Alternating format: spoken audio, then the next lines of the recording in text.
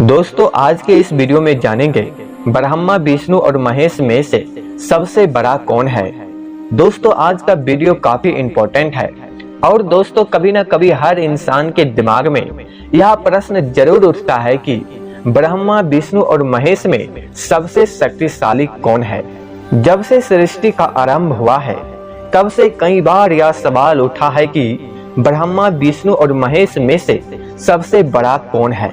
हमारे पुराणों में इसके विषय में कई कथा मिलती है। सनातन धर्म में कई संप्रदाय है और सब संप्रदाय में अपने अपने इष्ट देव को अधिक महत्व दिया गया है।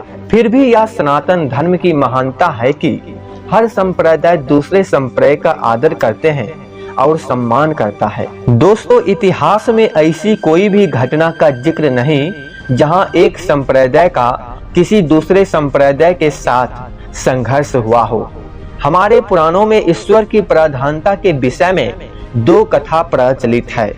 एक कथा शिव महापुराण में मिलती है और दूसरी भागवत कथा में मिलती है। दोस्तों यह दोनों कथा जानने के बाद आप दोस्तों जरूर जान जाइएगा ब्रह्मा विष्णु और महेश में सबसे शक्तिशाली सबसे बड़ा कौन है। दोस्तों शिव पुराण के अनुसार एक बार ब्रह्मा और विष्णु में विवाद हो गया कि उन दोनों में से कौन बड़ा है। जब विवाद इतना बढ़ गया कि उन दोनों में युद्ध की नौबत आ गई तब उन दोनों के मध्य एक बड़ा सा अग्नि स्तंभ प्रकट हो गया। अब उन दोनों ने एक निश्चय किया कि जो भी पहले इस अग्नि स्तंभ की अंत को पार कर लेगा वही श्रेष्ठ है। भगवान विष्णु उस स्तंभ के अंत को पाने के लिए नीचे की ओर गए और ब्रह्मा जी ऊपर की ओर गए। दोनों में से कोई भी इस अग्नि स्तंभ के अंत को पाने में सफल न रहा।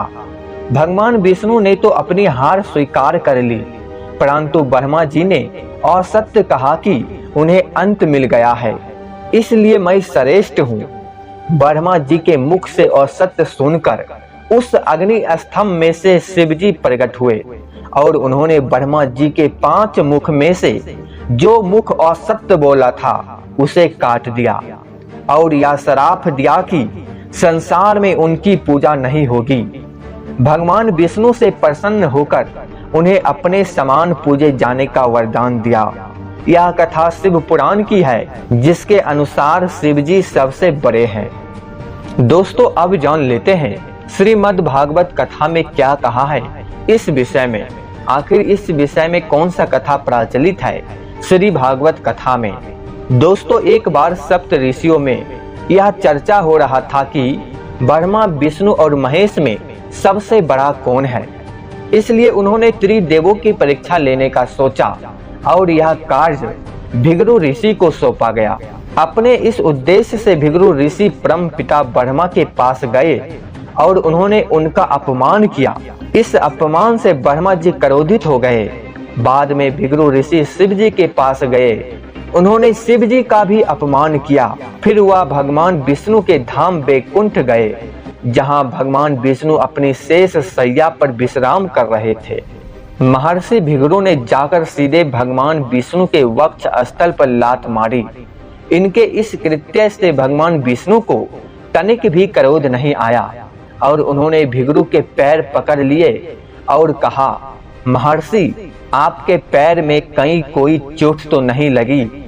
मेरा वक्ष स्थल बहुत कठोर है और आपके पैर बहुत कोमल है। भगवान विष्णु की यह विनम्रता को देखकर महर्षि भृगु ने भगवान विष्णु से क्षमा मांगी और फिर सप्त ऋषियों ने यह स्वीकार कर लिया कि ब्रह्मा विष्णु और महेश में से भगवान विष्णु ही श्रेष्ठ है।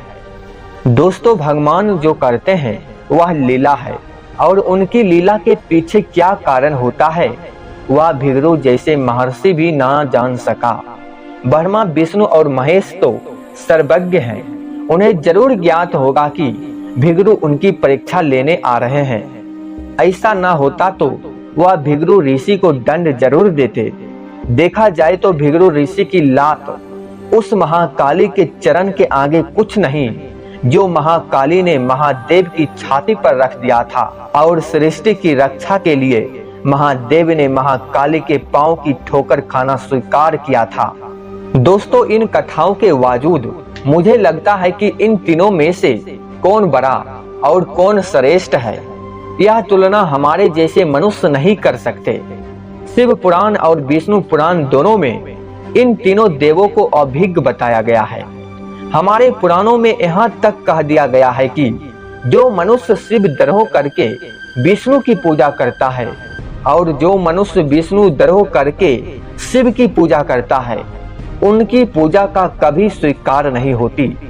गीता में श्री कृष्ण कहा है कि रुद्रों में शंकर हूँ, इसका मतलब यह भी होता है कि जो रुद्र है वह कृष्ण है और जो कृष्ण है वही रुद्रा है। दोस्तों गीता में श्री कृष्ण कहा है कि जो भक्त मुझे जिस तरह भजन करेगा मैं उसे वैसा ही रूप में प्राप्त होता हूँ। इसका मतलब यह होता है कि ब्रह्मा विष्णु और महेश वास्तव में एक ही परम तत्व है। जब यह तीनों एक ही परम तत्व है तो यह तुलना करना संभव ही नहीं है कि कौन बड़ा है। तुलना तो वहाँ की जाती है जहाँ दूसरा कोई मौजूद हो।